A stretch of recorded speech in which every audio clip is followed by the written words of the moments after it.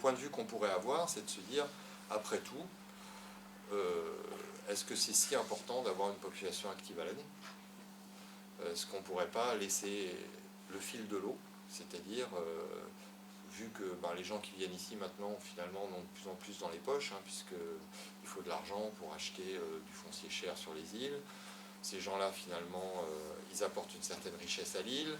On va essayer de développer principalement le tourisme. Alors bon, c'est un peu fragile, parce qu'il suffit qu'on ait 3-4 étés pourris, mais on peut se dire, bon, on peut peut-être essayer de développer plus de lits d'hôtel, etc., d'être dans des logiques purement hôtelières, purement touristiques. Alors l'inconvénient de tout ça, c'est que ça fragilise encore plus, à mon avis en tout cas, le système économique. C'est-à-dire qu'on est extrêmement dépendant de l'extérieur. Et puis les emplois sont des emplois saisonniers, c'est-à-dire que le risque, c'est qu'on se retrouve avec des îles complètement fermées. En gros, on n'a plus qu'à mettre la pancarte. Ça arrive quand même. Et dire entre le mois d'octobre en gros et puis le mois de mars, il n'y a plus personne, ou quasiment plus personne, ou alors on est tranquille, on est entre nous, c'est un peu ce que certaines personnes pensent, en tout cas certains retraités, sauf que quand on n'a plus ça, ça veut dire qu'on n'a plus les écoles, on n'a plus les enfants dans les écoles, voilà, je vous apprendrai rien, tout le mécanisme social disparaît, et finalement ça ressemble à une espèce de désert.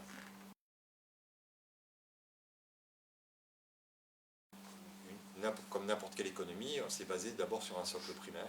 Et quand on regarde historiquement hongrois et les grands moments hongrois, c'était la pêche, évidemment. Évidemment, l'enjeu et les fonctionnements de la pêche ont énormément évolué à Groix comme ailleurs depuis l'avant-guerre. C'est cette période dans les années 30 qui était une période où les groisillons étaient 5 à 6 000 sur l'île. C'était prévisible, mais à un moment, tout s'est réinvesti sur le continent au lieu de s'investir dans l'après-guerre, au lieu de s'investir sur l'île. Donc ça reste aussi dans l'inconscient collectif comme étant une espèce de truc un peu lourd. C'est difficile de parler de ça souvent avec les groisillons de cette période. On sent que c'est une espèce de pessimisme ambiant, entre guillemets, qui date, à mon avis, de cette époque, qui est que à quoi bon, on n'y arrivera pas, etc. Qui pourrait expliquer en partie, à mon avis, mais là je fais de la socio-psychologie qui ne regarde que moi, mais je vous livre mes propres réflexions, qui explique en partie le fait que toutes les dynamiques qui sont reparties, par exemple, je regarde, il y a la mytiliculture qui est là à côté, en face, ou les agriculteurs de l'île, eh bien, ce sont des gens qui viennent de l'extérieur, qui viennent avec un projet, une motivation, et qui ont peut-être moins le poids ancestral de cette espèce de pseudo-échec, parce que c'est pas un échec, c'est simplement un virage, mais qui est vécu comme un échec.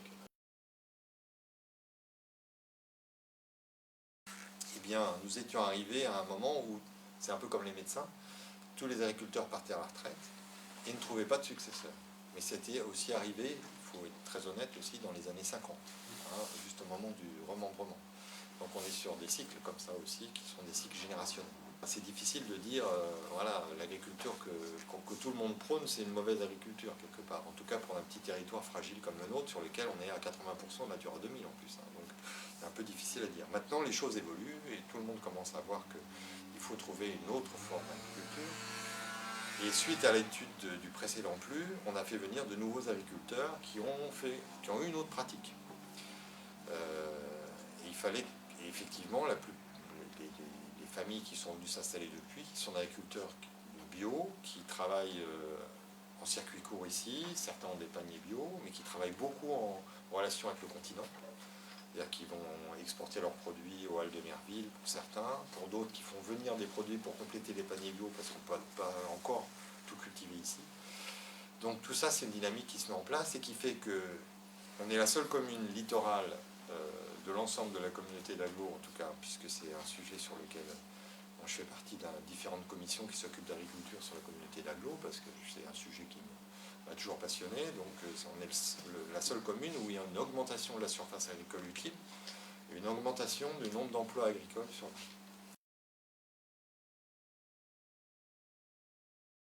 Disons que par rapport aux gens qui développent de la richesse à l'intérieur, qui sont quand même un peu... ceux-là, c'est les plus difficiles à garder. On a un certain nombre de gens qui réussissent, et on l'a vu dans des entreprises, ils s'y investissent beaucoup, et ils arrivent effectivement à avoir un certain niveau de revenus, c'est clair. mais c'est pas mirifique.